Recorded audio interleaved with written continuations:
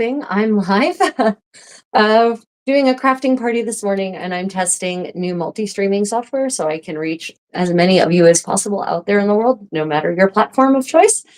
So far, it's been failing to reach all the platforms I would like, so we're doing it again. This morning, we are doing medieval finger loop braiding, and I actually have a ridiculously long braid that I started in Gyeongju a couple of days ago. Some of you may have seen that short video of me doing crazy things in order to attain ridiculously long braid, not because I set it up that way on purpose, but because my condottiero made loops that were like 1.5 meters long each. So I'm going to continue that today. So you're going to get to see more exciting, more exciting acrobatics of finger loop braiding types. So I'm just going to actually re-anchor my started braid here. Hello, Stargazer. Are you actually there?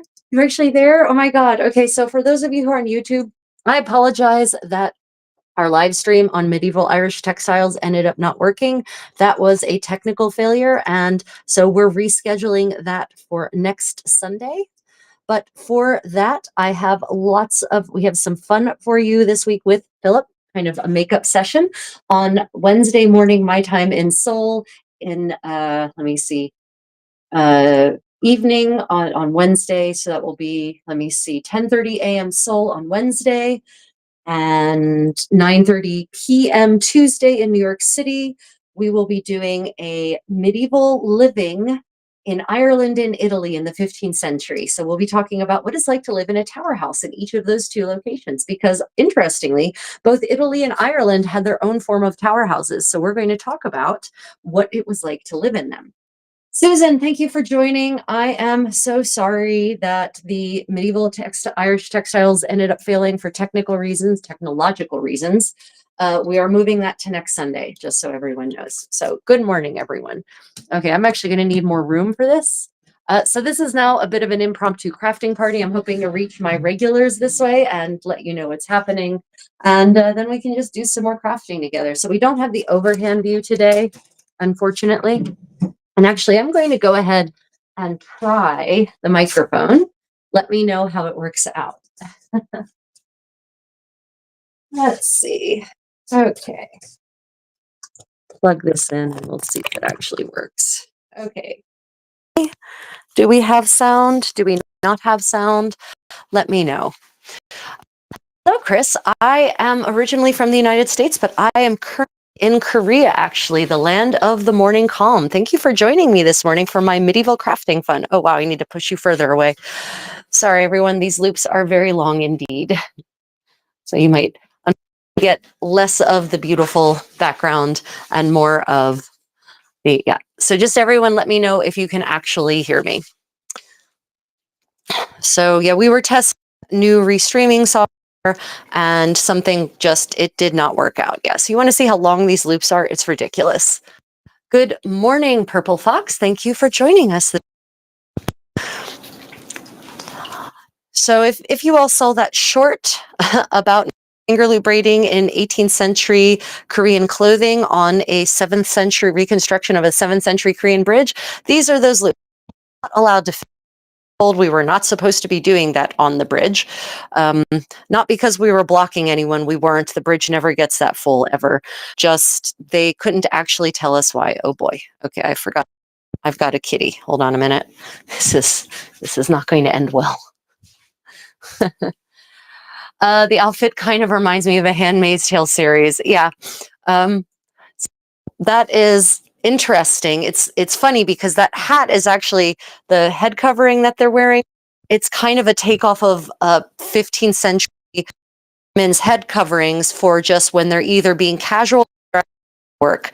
And I'm not certain why they went with that look, because frankly, I think it's actually kind of fetching.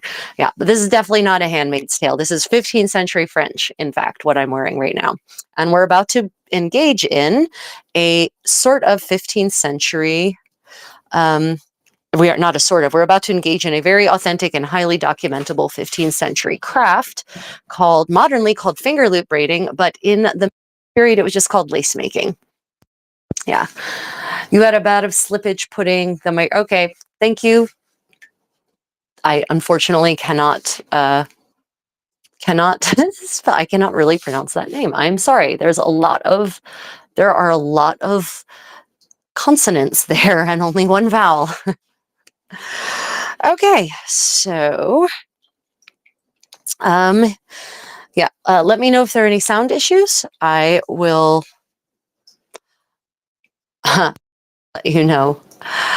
Okay, so just so you know, also because I'm using the platform I'm using for this stream, it does very weird things to emojis. So, yeah.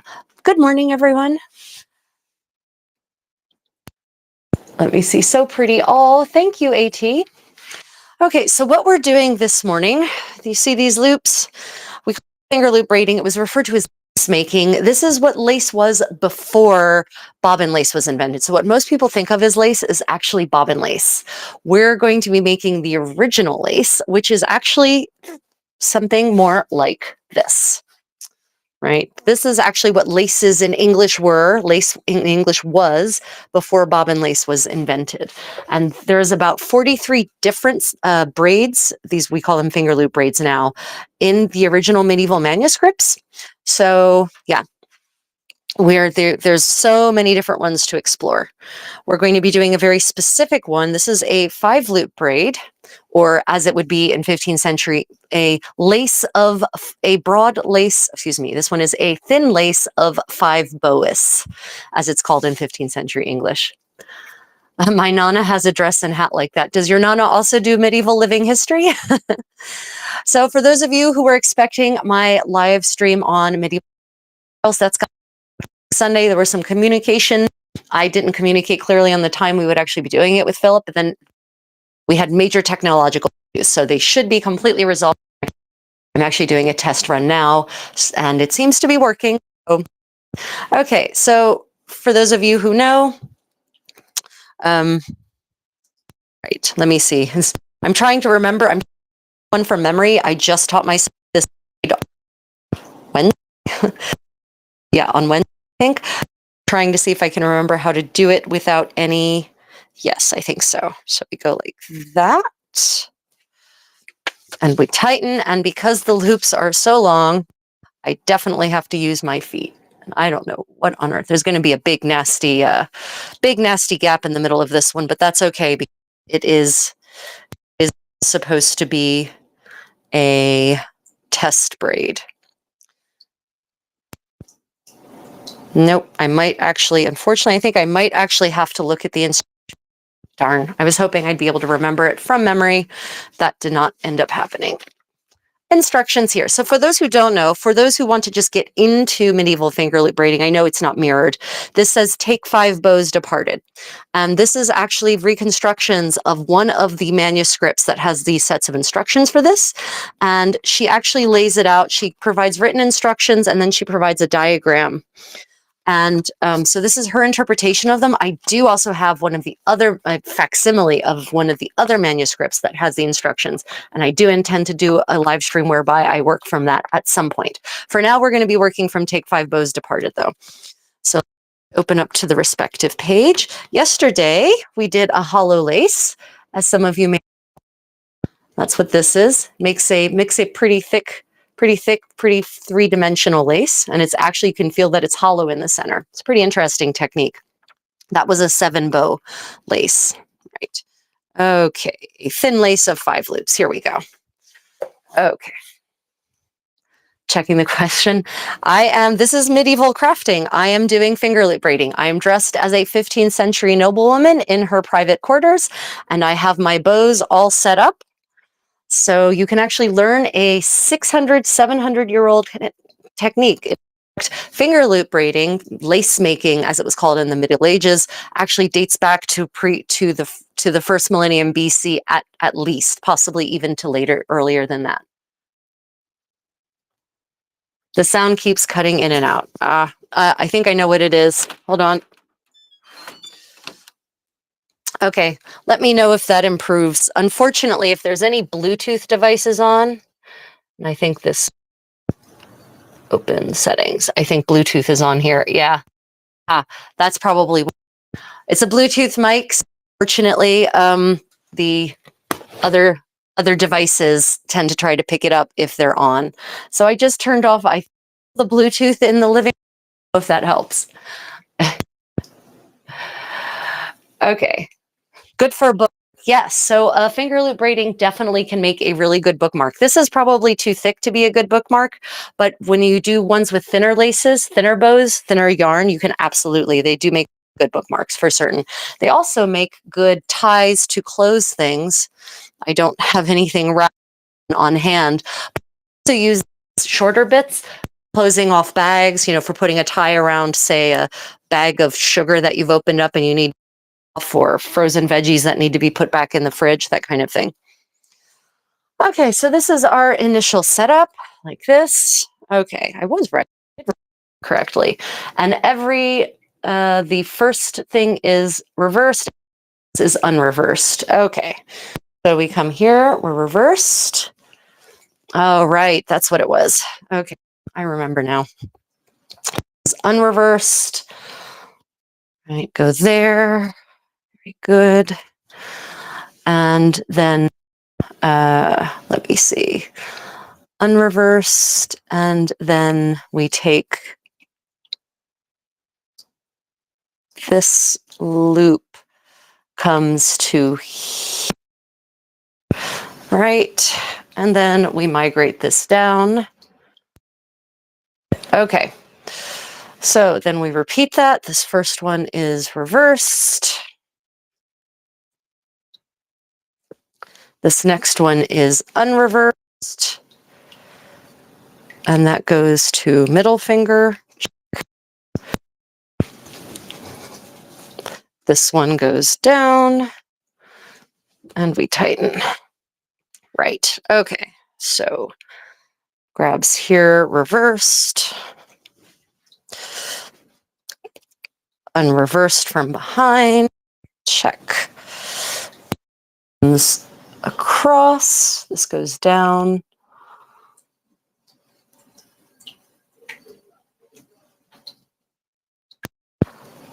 Right, this comes across, go down. Oof, yeah, there's a big gap in the middle of this one. That's okay.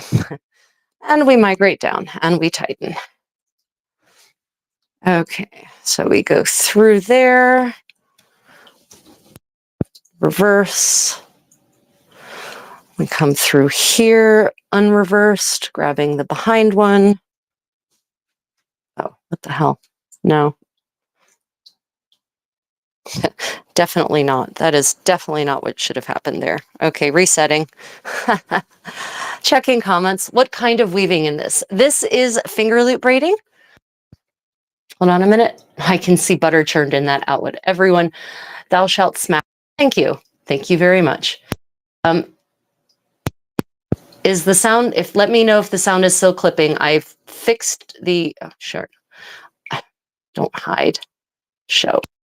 Ugh, sorry. What kind of weaving is this?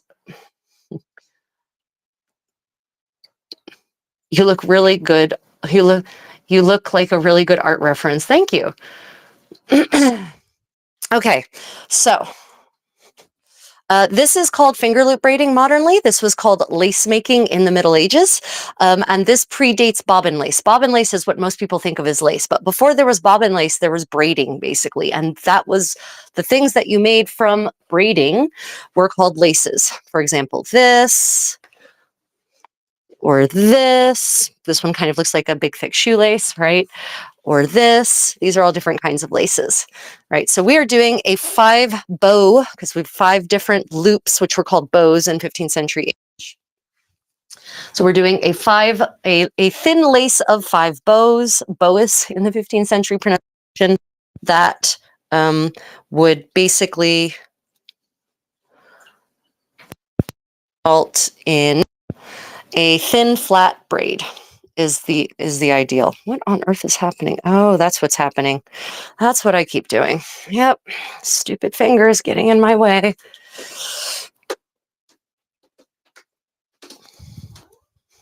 Da, da. Da, da, da. There we go. Okay. Sometimes you have to convince your fingers not to do things they're used to doing. I'm used to doing. I know so many different braids, and I've have so many different braids just kind of in my head that my fingers sometimes want to do things they're not supposed to do. Yeah, okay, it's coming back. And the reason these are so long is not because that was the intention, but because my condottiero got a little out of hand in his loop making back when we were in Gyeongju, and so we ended up with 5-foot long bows, as they're called in the parlance of the era. And that's just really generally unwieldy, but you can make it work with a little finger involvement. foot and a lot of foot involvement, all foot involvement, in fact. Okay, I'm just going to get through one more round and then I will check the comments again. Obviously, the downside of this format is that I have to stop what I'm doing in order to check the comments, but I definitely want to engage with you, my dear community, and answer your questions. I just have to remember to actually stop at the end of a cycle instead of just keeping going like I'm constantly doing. Okay, there we go. There's an actual stopping place. Okay. Yeah, this is, I loved reenactments. Well, thank you for joining us.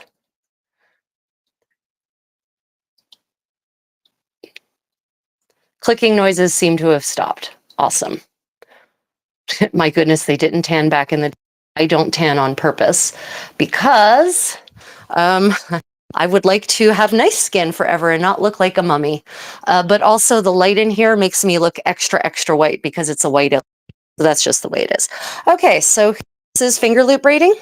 I've got bows on my finger, loops as they're called modernly, and I'm basically making what's going to be a broad band sort of trim. You might think of it as trim, called a narrow-wear in the 15th century, or modernly also is another term for narrow-wears.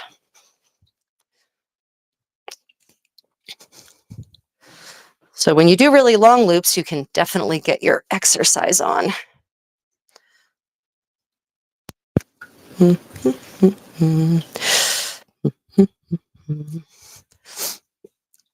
So yeah, we were supposed to do my presentation, my live chat with Philip from Irish Medieval History on Irish medieval textiles, and because of technological difficulties, we ended up not doing that. But we will do it next Sunday morning, Asia time, or Saturday evening, East Coast, middle of, if you are in Europe.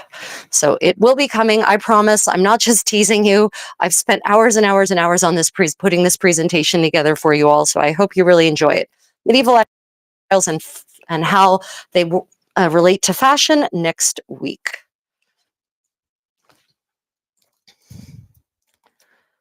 Yeah, should be a good time.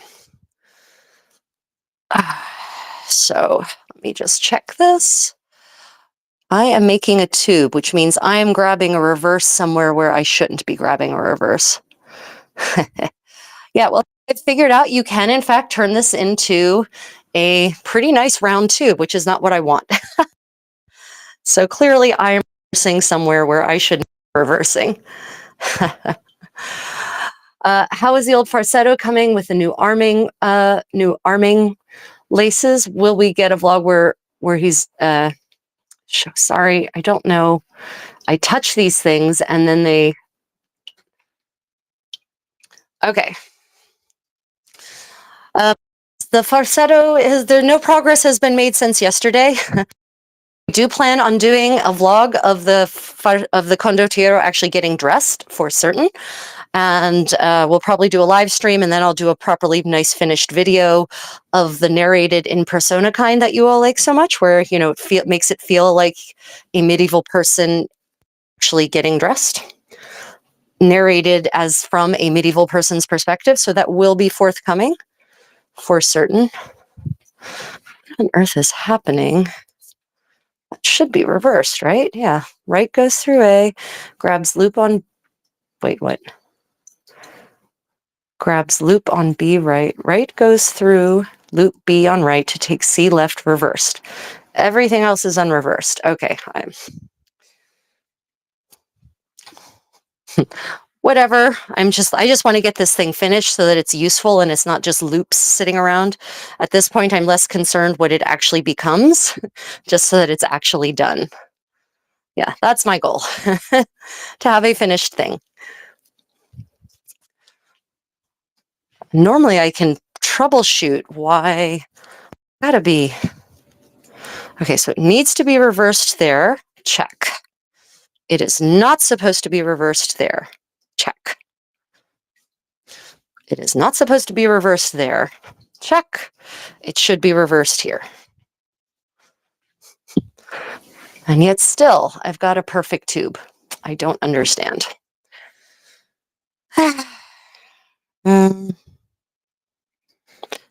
Right.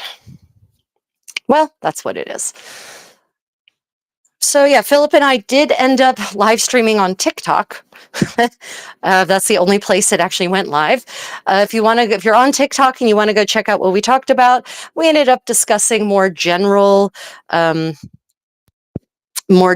Irish history rather than textiles so much, because I do definitely want to save the textiles presentation for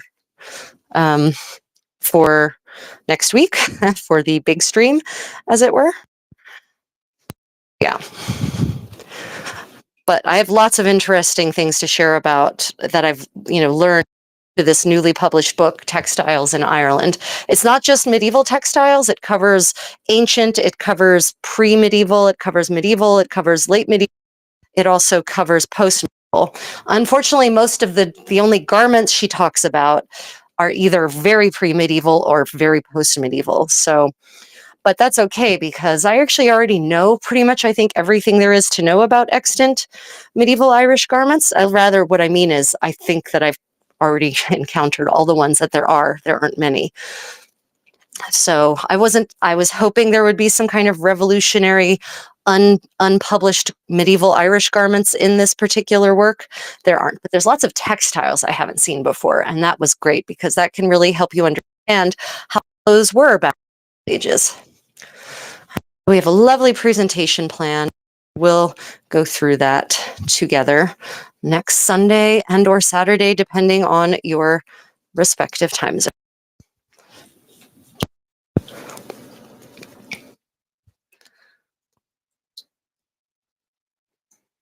Yeah,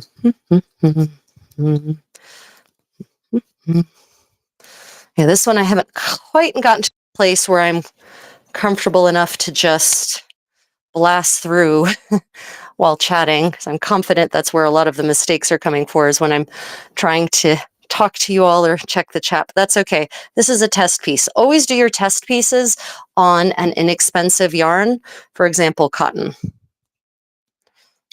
Right? Cotton is a good choice. And I get most of my cotton yarn and crocheting, whether it's knitting or crocheting yarn, I honestly get it mostly from thrift stores, whether that's, Goodwill or your local charity shop or some other flavor of thrift store. That is pretty much where I get my yarn. I never buy it new, because there's no need to buy it new. There's so much yarn that just ends up moldering in a thrift store that you will almost never need to buy new yarn unless you're looking for some very specific color or something like that.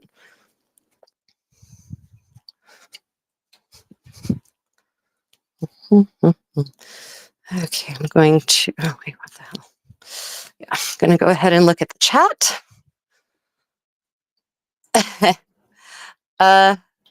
You are watching medieval fingerloop braiding. This is a 15th century technique. Well, it's these specific braids are from a set of 15th century instructions, but the technique of fingerloop braiding predates it we've extant finds from the Hallstatt salt mines in Austria dating from the 4th century BC. And, I bet if they hadn't been destroyed in the various wars in the Middle East recently, I bet I could have gone into, say, Baghdad Museum and probably found some extant bits there as well. So, yeah. This universal technique. We have examples of it from Japan. We have, there are examples in the Americas now as well, but I'm pretty certain those were introduced by the Spanish, that I don't think there's an example of finger loop braiding that the Colombian exchange. So, but still, it's a pretty worldwide technique at this point. But in the Middle Ages, it certainly spanned Eurasia. And I bet if I were to go to, say, Uzbekistan or Kazakhstan, places like that, and go check out their textile collections from the Middle Ages, I bet I could find examples of finger loop braiding there as well. Pretty certain.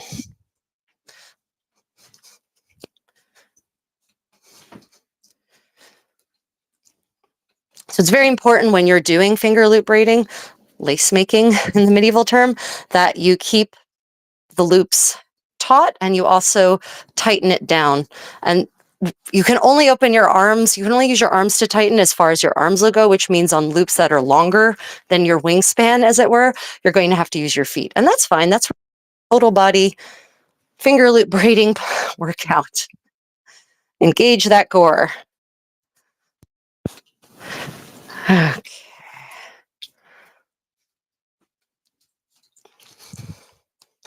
I appreciate you all joining me today. I know a lot of you are expecting to see more anyway about medieval Irish textiles. I will, however, give you some teasers on my presentation on medieval Irish textiles. One of them is that there is lots of evidence of Ireland having a pretty thriving textile industry in the Middle Ages and exporting their goods to other places. There are actually expense account entries all across Europe for mantles of Ireland, right? So they're the shaggy, what we're pretty certain were the quintessential frieze wool, the shaggy mantles of Ireland, as they're called in the 16th century. We're pretty certain that those were so warm and useful for practical applications, and they were considered a luxury item on the continent. To say that you owned an Irish mantle, that they were being exported pretty heavily in the later part of the Middle Ages. In particular is what I'm talking about. I haven't really looked into first millennium Ireland because the first millennium doesn't interest me that much in general, I'll be honest. And that's probably because we don't know very much about the material culture of that era. We don't have cookbooks and dance manuals and extant music, and those are the things that interest me about a historical culture. So, you know, if you enter a time or place where that information isn't available, it doesn't catch my fancy as much. I will openly admit my bias. The political stuff doesn't interest me insofar as it impacts the material culture or vice versa. I'm more interested in the beauty of history, not the ugliness of history. And to be frank, politics is usually just ugly, any period of history.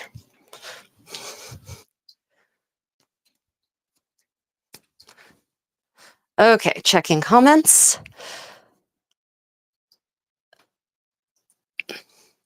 How long does it take to make? I am not Amish. I am wearing 15th century French clothing. You can tell I'm not Amish because you can see a lot of skin. Remember, the Amish are all about modesty. So you would not be, there'd be no décolleté. There's no décolletage in Amish clothing. I know people think that because of the coif, the kerchief that I'm wearing, but that women basically until the 20th century nearly always covered their hair. It's just the way it was, especially before modern heating. You know, when you have fires in a home and it's smoky, and it's just going to make your hair really gross. So you keep your hair covered because, you know, there are no showers. You can bathe, but let me tell you, bathing is a bit of an ordeal. So you're not going to do it every day. You can sponge bathe every day, but you're not going to get into a bath, and you're certainly not going to wash your hair on a regular basis because that's a pretty challenging operation. Point is, that's one of the practical reasons for which people, men and women actually, kept their heads covered. And I have a whole video, Fun with Medieval Headwear, if you'd like to delve more deeply into the topic of medieval headwear, what people wore, why they wore it, the socio-cultural implications of head coverings in the Middle Ages. It's one of my most popular and possibly most controversial, along with my video on medieval women and underpants.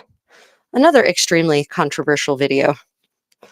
Not because of any reason you might expect, but because certain reenactors have taken it as an article of faith that women never wore underpants before the modern world, before the modern era, which is crazy, but there it is.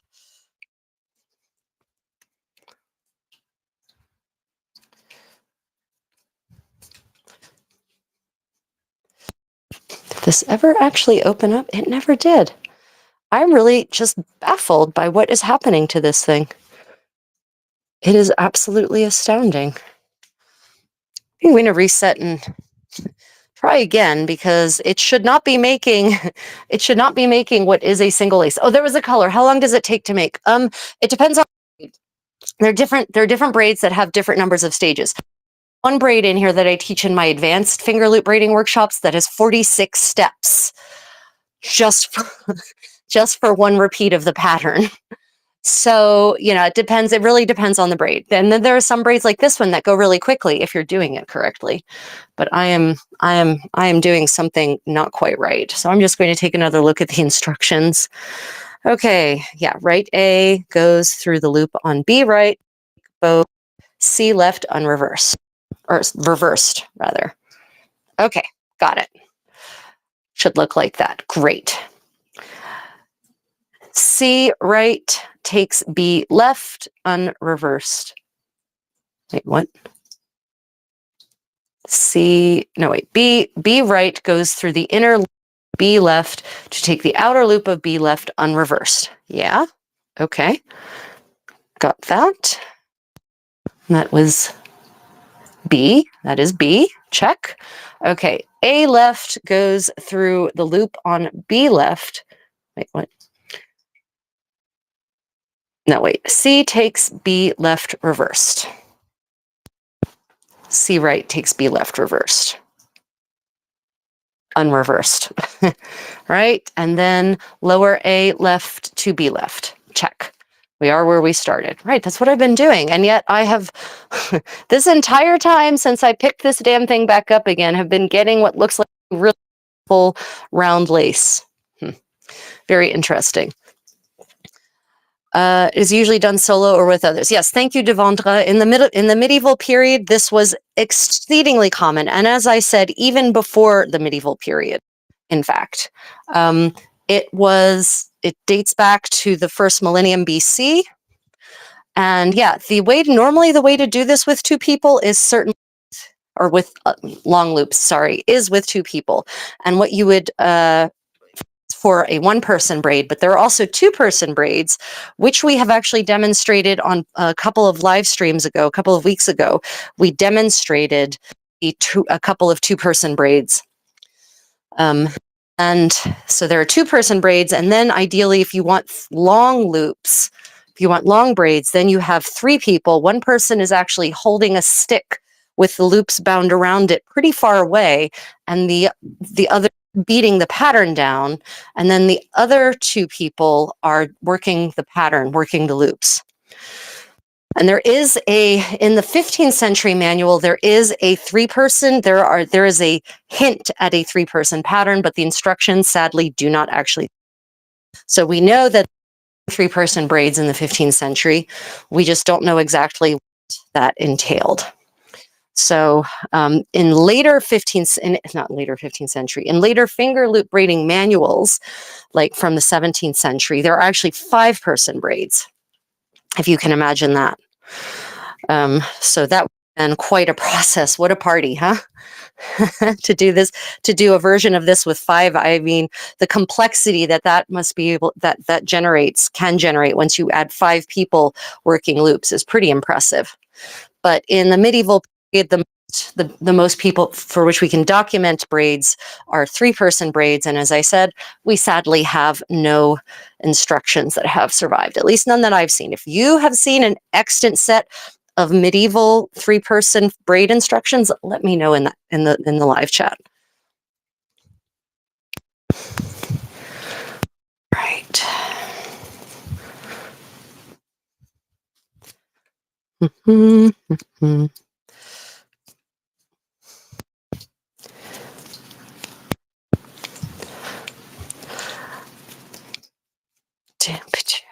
That's starting to look. I think what happened is I got distracted by some of the earlier parts and ended up just redoing some of the steps instead of continuing in the proper order, which has created an interesting looking composite braid, shall we say. Okay, I'm going to just go ahead and check the chat. I'll check and see what's happening down here and then check the chat. It's just so weird. Okay. I have dyslexia and cannot imagine following 46 steps to make a braid. Yeah, I know. Oh, that tapestry. Oh, I hate this. I hate the way it does this so much. I'm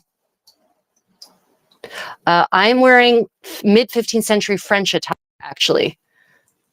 Oh, thank you, Bora. That's sweet. Yeah, I wish I could claim that I was from some kind of aristocratic stock, but I'm pretty solidly Central European, Irish, and Italian peasant stock. No doubt about it.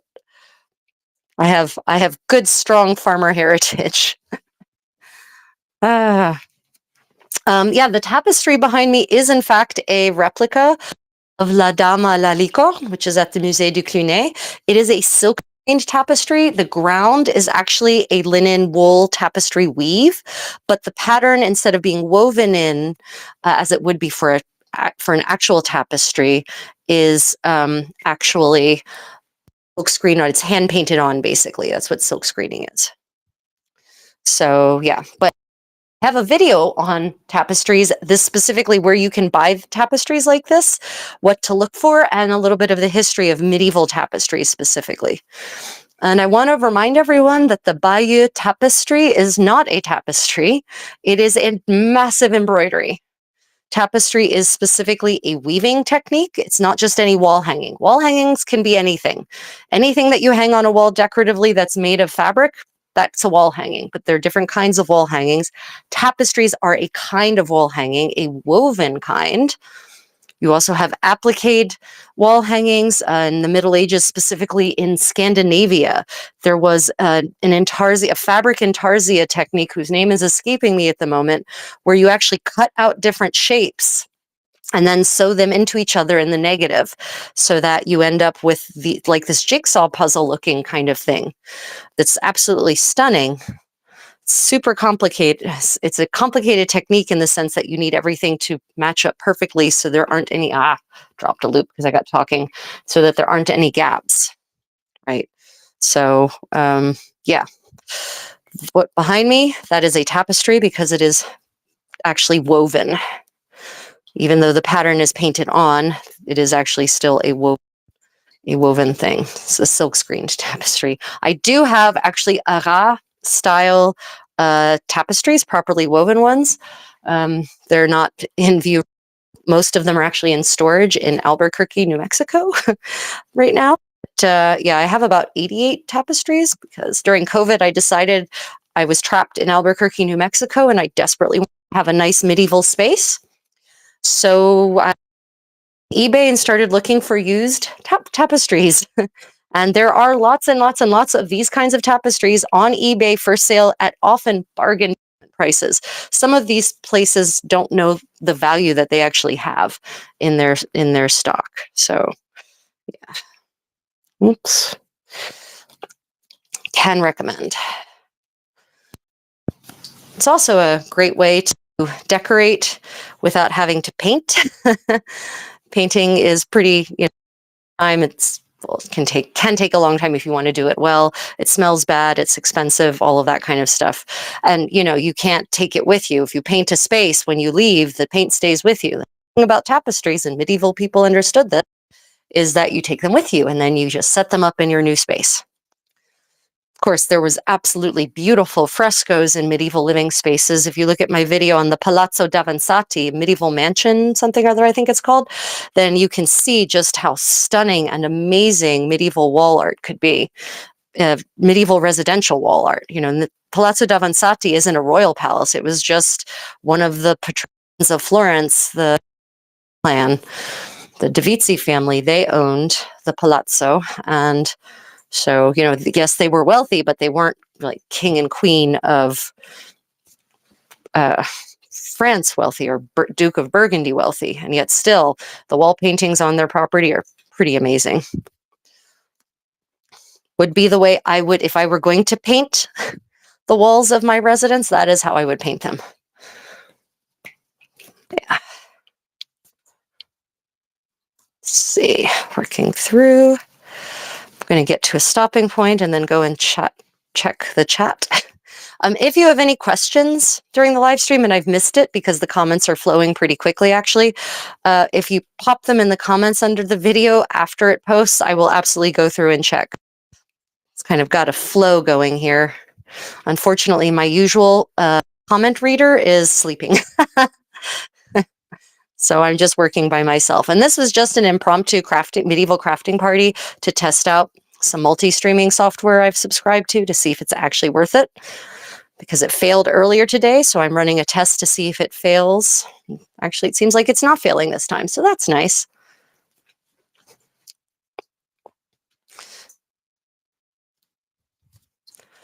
You can see once you get the pattern down, you can really just fall into this Zen-like place. Honestly, if I had decent mobile data here in Korea, which I don't, I'm on roaming data, which means I'm pretty much already used up my high-speed data for the month.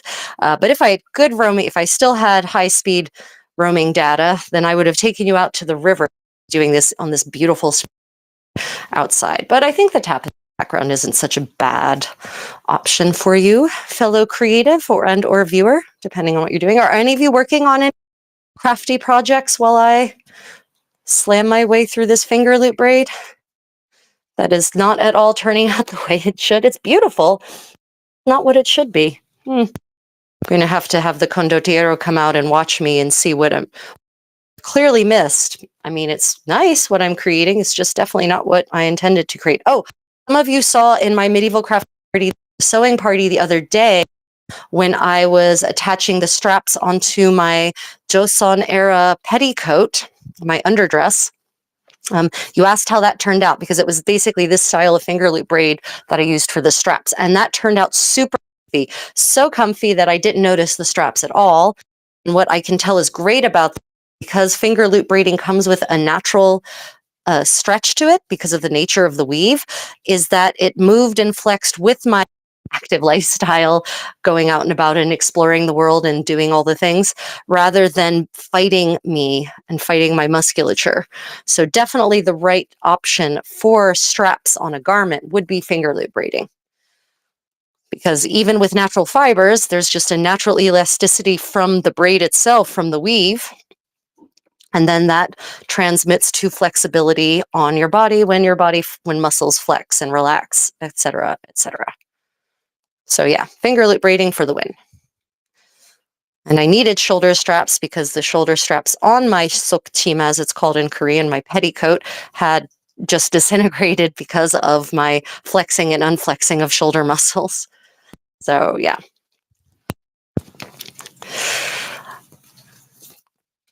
Another useful thing for finger loop braiding, strap garment. Like if you wanted modern summer, a sundress or something like that, yeah, you could absolutely do loop braiding and have those be the straps. You know, especially one of those kinds of dresses that has those complex, strappy systems or nice straps across the back. You could do any lovely finger loop braiding pattern, make a whole bunch of that, and then you'd have like really pretty decorative straps. Yeah, I make fantastic round lace here, which it should not be. Interesting. Oh, well. The condottiero's loops here, so I can set them up and see what happens. Oh, goodness. Always interesting when things don't go to plan, but I'm pretty sure new laces were invented.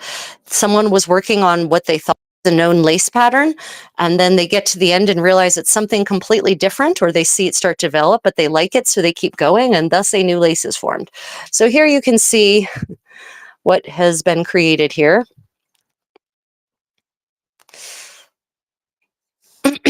Yeah, spaghetti straps with finger loop braiding. Exactly. Really pretty though. I think that would be way better than fabric strapping. Yeah. So this is what it looks like now. I'm almost done with this set of.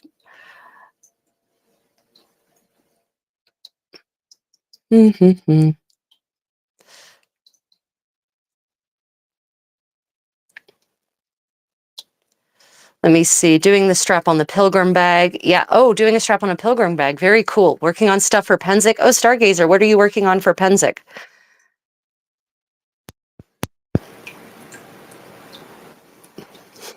Churn that butter. I don't know why everyone always thinks about churning butter. Actually, I enjoy churning butter. Have any of you actually ever churned butter before? I find it very relaxing.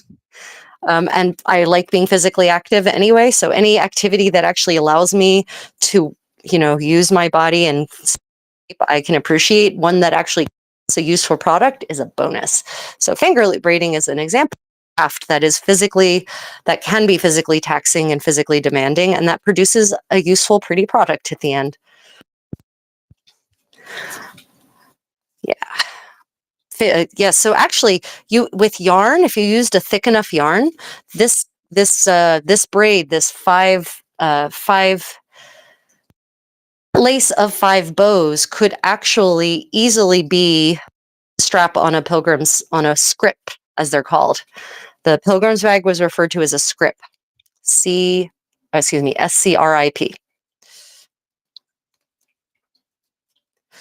Is sound still good, everyone? And if so, then that tells me that the problem earlier was probably various smart devices that all have their own Bluetooth, right? We live in a so-called smart world where everything is trying to connect with everything else, the Internet of Things, as it's called. I remember when the Internet of Things was a new concept, and now it's just taken for granted that your book should talk to your refrigerator and your washing machine, for instance. I looking for Wi-Fi, and it's all these appliances that show up on my list of available Wi-Fi signals. Oh, I could connect to that Samsung refrigerator. I could connect to that LG washing machine. Oh, is that a automatic kitty litter box that is on my Wi-Fi list? How interesting. We have a mopping, vacuuming robot I call Jeeves. And of course, Jeeves has his own Wi-Fi and all of that sort of stuff. So I'm certain he's showing up for other people in our building. Now, with finger loop braiding, you basically just go until your fingers will not pass through each other anymore, or until you get so many blisters that, the blisters start bleeding. Then you definitely stop. But yeah, so once you reach the point that your fingers can no longer actually fit the loops, then what I do is I divvy up the remaining loops into groups of 3, and then do a regular 3-strand braid to finish it off. And I'll demonstrate that here shortly. If you would like a more concise tutorial, you can watch the previous crafting parties I did, the last couple. I'll actually kind of delve step by step into the different finger loop braids. And I also have a neat and concise finger loop tutorial on this channel, on my YouTube channel, that I keep forgetting I'm streaming to multiple platforms here, on my YouTube channel, that is for the green dorge, for that really pretty 3-color one that I held up. So if you look up finger loop braiding on my YouTube channel, you'll be able to find a lot of recorded content there with full tutorials and that sort of thing. Also, channel members and patrons, if you want to support me more directly, get access to recordings of things like my finger loop braiding workshops and my dance classes. Actually access the advanced stuff there as part of your patron membership or your channel membership, depending on your tier. Okay, so here, my fingers don't anymore. What I'm going to do then is I'm just going to bundle these up into my foot. So I have a little bit of tension. I'm going to bundle them up into groups of 3. So this was a 5 loop, so it'll be 2, 2, and 1, basically. And then I just do a regular 3-strand braid to finish it off. It's unlikely it's actually going to come undone, or not very far anyway, but still, I just like to do this to keep everything neat and tidy so that I can pop this in my bag of finger loop braiding and it won't get tangled with other finger loop braids. And when it comes time to use it, I can either put a chape on it. You could also take beeswax, melt it, and wax the end tip if you wanted. Cut the anchor here.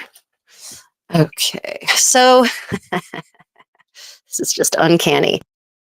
This is what it started as. You can see it's flat, right? See, look from the side. Right?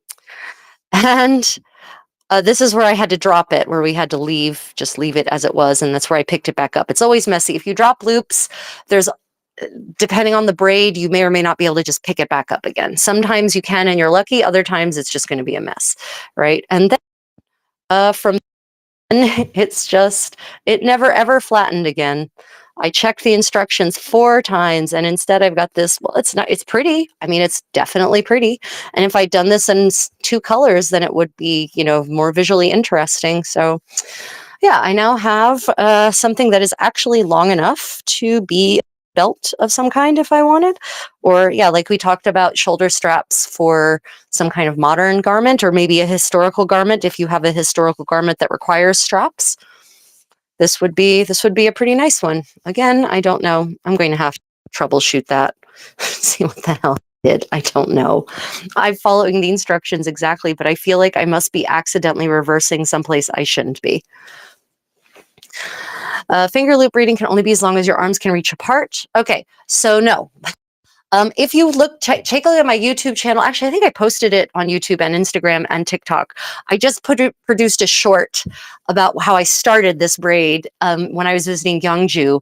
You can make them very long because you can use your foot to help tamp it down, which I was doing at the beginning of this braid, right? So you can actually come up with your foot, tamp, and then walk back. You can also have a second person who is holding a stick with the loops attached to them way far away. And at the base, they're the ones tightening the pattern. They're beating the pattern back. And then they just the stick as the pattern, as you work your way, as the loops braid up, basically. So no, you can make this very, very long. You can either, only as far as your arm, your foot combined, your leg combined, or with 2 people, however long a space you have. Also, if you have cats, lock them away or make sure they're asleep, because they will hear yarn and they will come running. Yeah. So no, you can really make them super long. Sorry, the comments if comments pop up on the screen, it's because the way this is set up, if I scroll down, I hit, it shows automatically. Takur, welcome. Thank you for joining us. Where is everyone from this morning?